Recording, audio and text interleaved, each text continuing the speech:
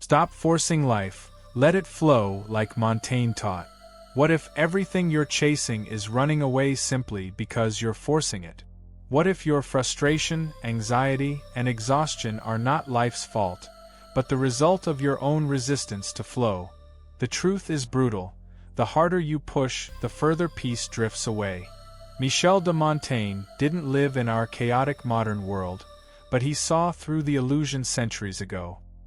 He knew that forcing life only creates suffering, and that true wisdom lies in surrender, not control.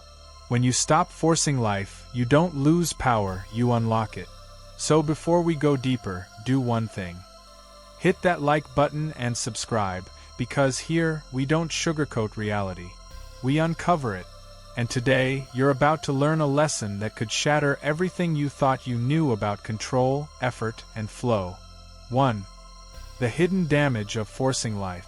We've been taught to fight for everything: success, love, recognition, even inner peace. Society glorifies hustle and grind, as if the only path to meaning is through pressure and exhaustion. But what if this very mindset is the trap that's silently destroying us? Forcing life is like swimming upstream in a river that's already guiding you toward exactly where you need to go. The moment you start pushing, struggling, and resisting, you're no longer flowing, you're drowning in your own expectations. You may think you're in control, but what you're really doing is resisting reality. And every time you resist what is, you create tension. That tension doesn't just stay in your mind.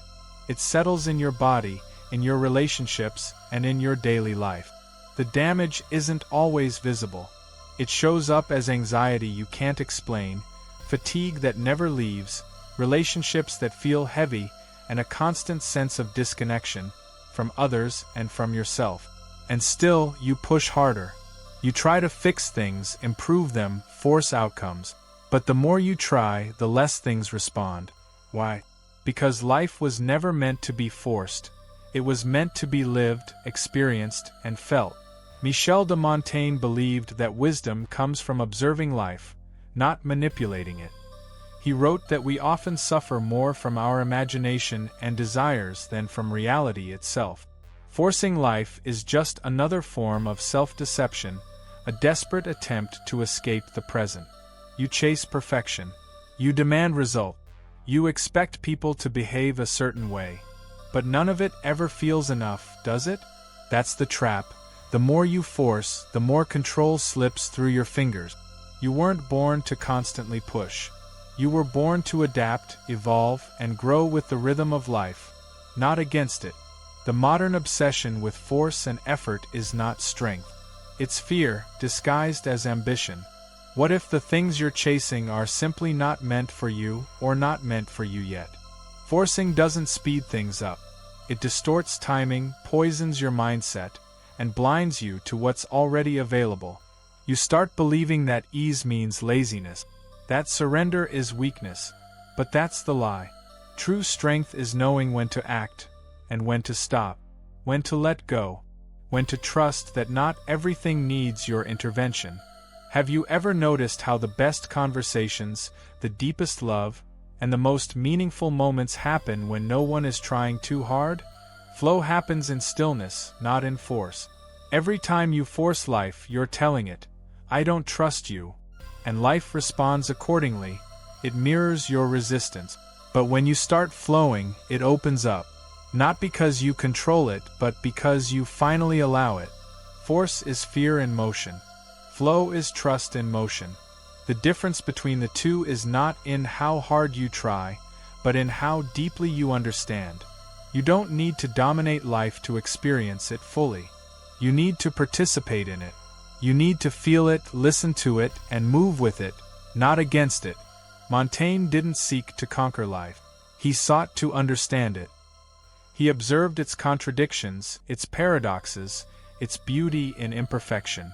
He let life teach him, not the other way around. You're not broken because things feel hard. You're just forcing what was meant to unfold. And the more you force, the more life resists. It's not personal, it's principle. Stop asking life to obey your plans. Start learning how to listen to its rhythm. That's where real power begins. 2. Why letting go is not weakness, but wisdom. Letting go. Two words that terrify the modern mind. We equate letting go with giving up, with losing control, with failure. But in reality, letting go is a radical act of wisdom, and perhaps the most courageous step you'll ever take. What Montaigne understood, and what most people miss, is that clinging is what truly weakens us. Not the letting go, but the fear of it. We don't realize how heavy our attachments have become until we try to loosen our grip. You're not weak when you surrender, you're wise. Because surrender is not about inaction. It's about alignment. It's about knowing when to act and when to stop, when to hold and when to release. Think about the strongest trees. They don't stand rigid against the wind, they bend. They flow. Their strength comes from flexibility, not stubbornness. And so it is with us. Most people fear letting go because they confuse it with passivity. But it's not. It's presence. It's awareness. It's the ability to see that forcing your way through life often blocks what's truly meant for you. Letting go doesn't mean you stop caring. It means you stop controlling. You stop obsessing. You stop demanding that life bend to your will. And in doing so, you discover something astonishing: peace. Montaigne once wrote that a wise man never loses anything if he has himself. That's the heart of letting go. You stop measuring your worth by what you possess, what you achieve, or what others think, and you start finding value in simply being. Most of the suffering you carry is not from what happened, but from your refusal to let go of what no longer serves you. Old stories, old identities, old expectations. You cling to people who've already left. You chase dreams that no longer fit who you've become. You hold on to pain because it's familiar. But wisdom begins the moment you stop gripping so tightly. Letting go is not a one-time event. It's a daily practice, a mindset, a way of being in the world with open hands instead of clenched fists. It's choosing freedom over fear. The irony? The moment you let go, life begins to respond. Things start flowing. Not because you forced them, but because you stopped blocking them with your resistance. Imagine how different your life would feel if you trusted the timing. If you released the need to fix everything. If you embraced the unknown instead of fearing it. That's not weakness, that's liberation. Letting go is reclaiming your energy. It's redirecting your focus from control to connection, from outcome to presence, from struggle to surrender. Montaigne lived with a deep sense of humility toward life. He didn't try to master it, he tried to understand it. And through understanding, he let go of the illusion that he had to control it all. You don't need to force your way forward. You need to release what's holding you back. That's the paradox and the truth. When you stop fighting reality, you finally begin to live it.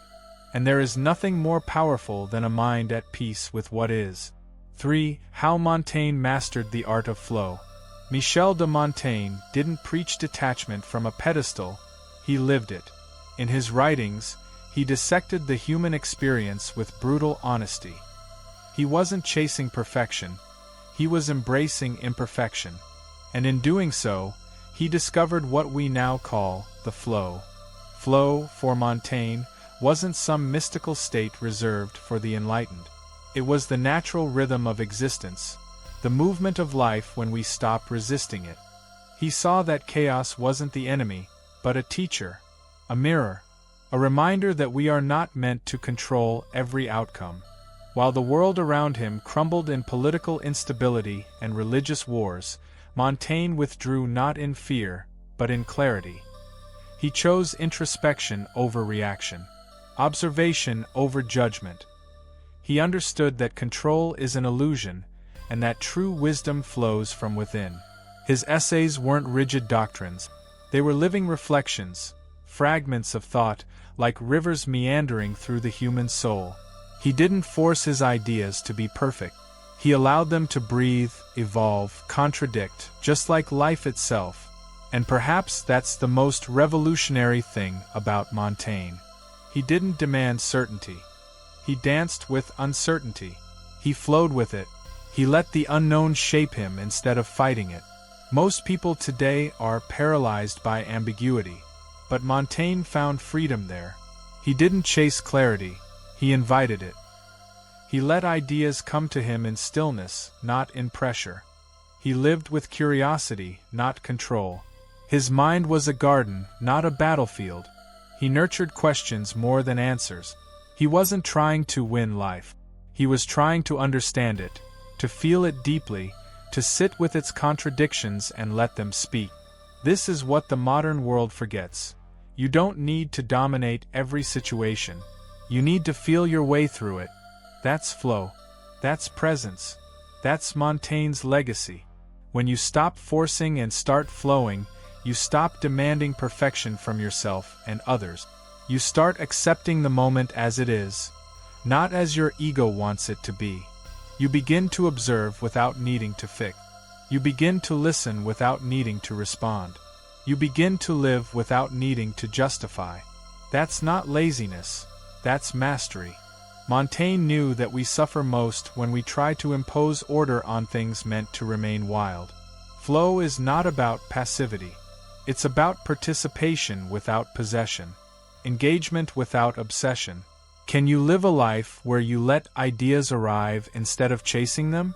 Where peace finds you because you're no longer forcing happiness? Where you trust that your value doesn't depend on outcome, but on your awareness? This is the art of flow. It's not a technique. It's a relationship with yourself, with life, with the unknown. It's the ability to respond, not react. To feel, not force. To experience, not escape. Montaigne didn't achieve flow. He dissolved into it. He became it. And in doing so, he left behind a path that still whispers to us today, if we're quiet enough to hear it.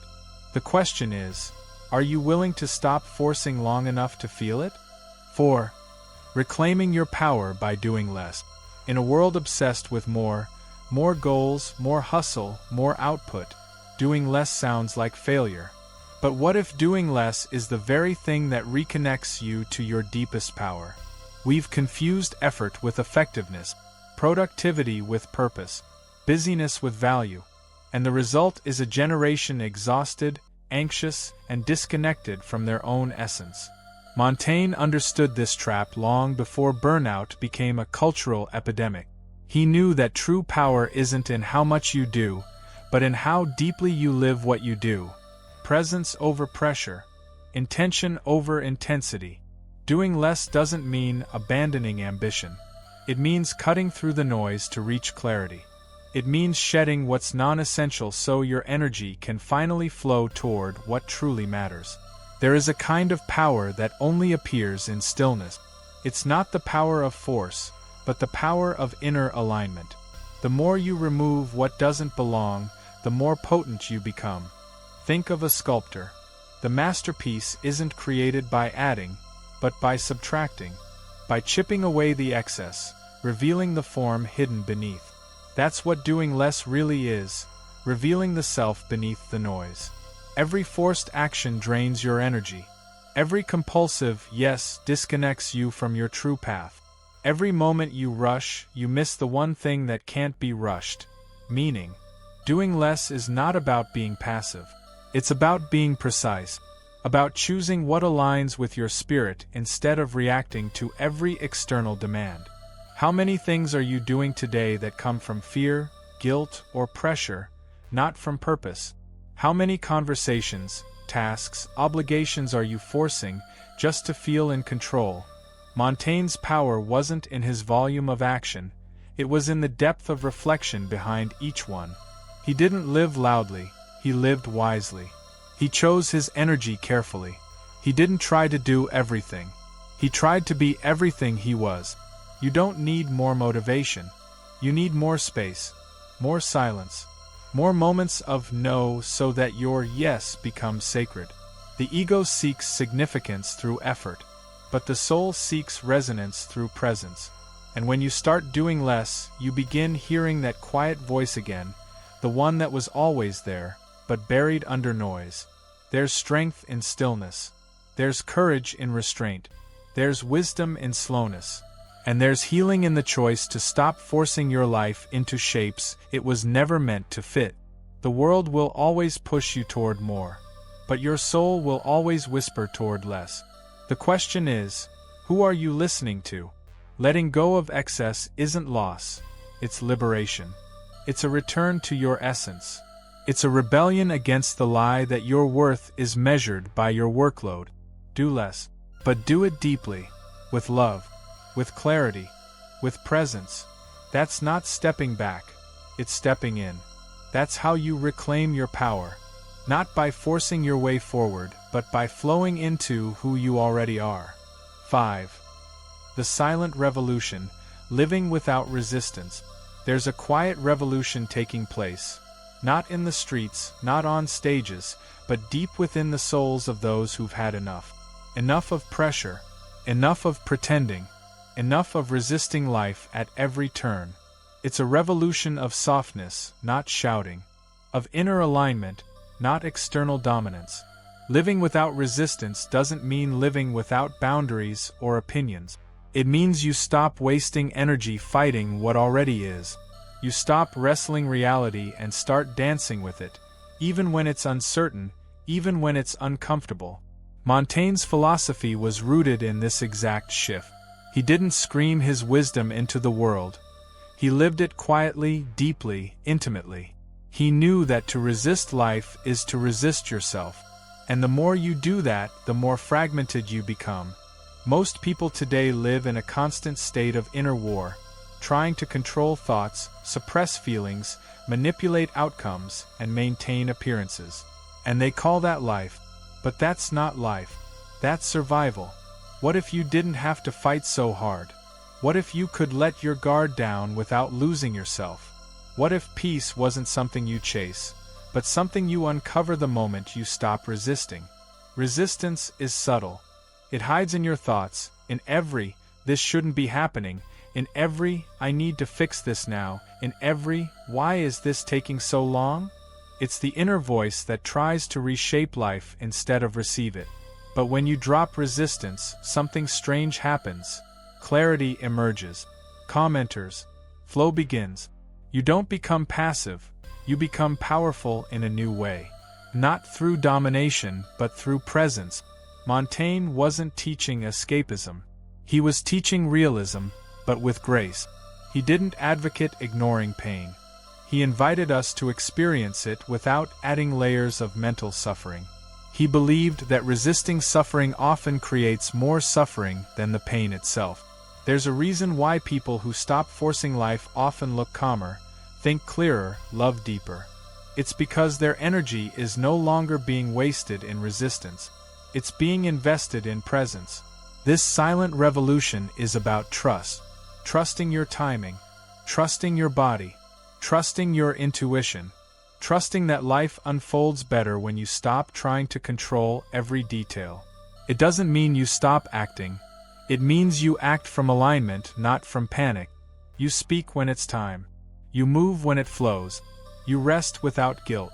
You say no without fear. You let go without collapse.